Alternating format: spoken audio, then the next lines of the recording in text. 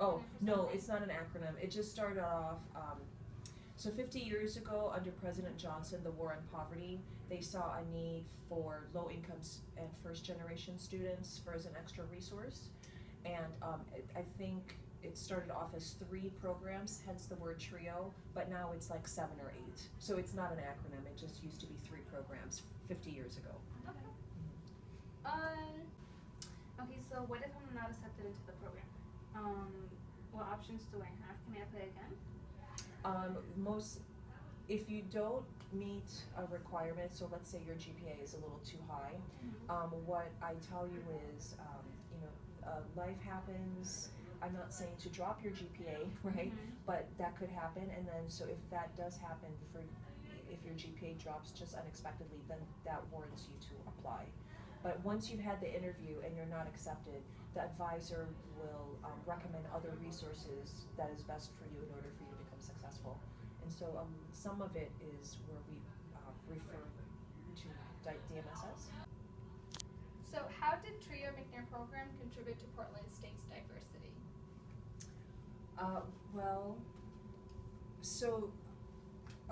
The students that we support, again, is low-income first generation, and that touches everybody, right? All ethnicities, all races. So really it's a very diverse population that we already support. And it's been here for 30 years, and how do we contribute?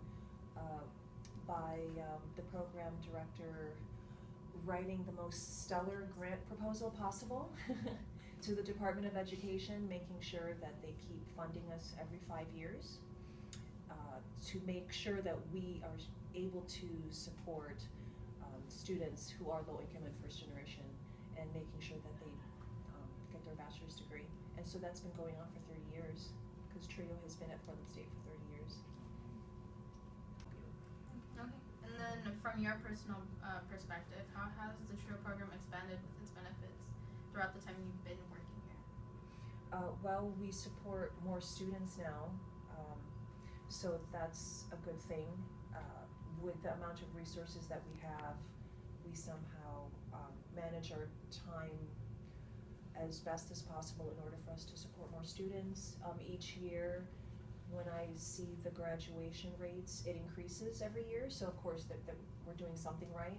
And as of last year, our grant ended and we started a new grant, and the Department of Education saw a need for us to still continue with the program. So that's the benefit right there, because that means they said, we'll fund you guys, Portland State, and that's why we're still here. So those are the... So that connects something about grant. So what kind of activities can be supported with grant funds? With that, we have workshops, right, throughout the term to help you be successful. We hold community gatherings. However, we have so basically, I know DMSS has mentors. We have the same thing. We call it peer outreach mentors.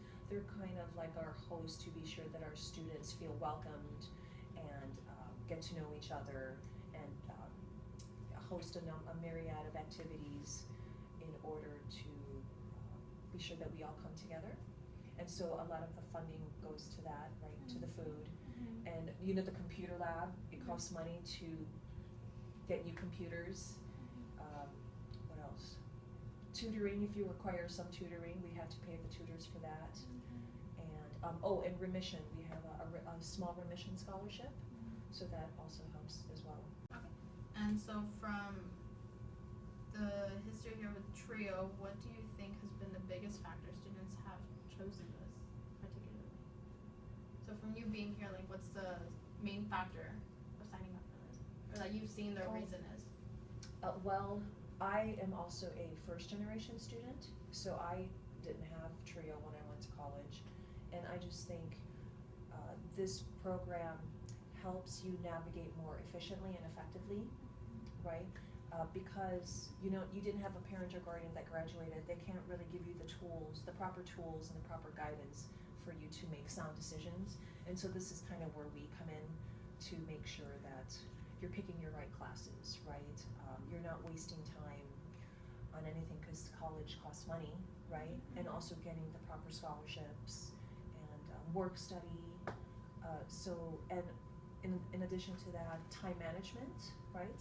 How to properly study effectively,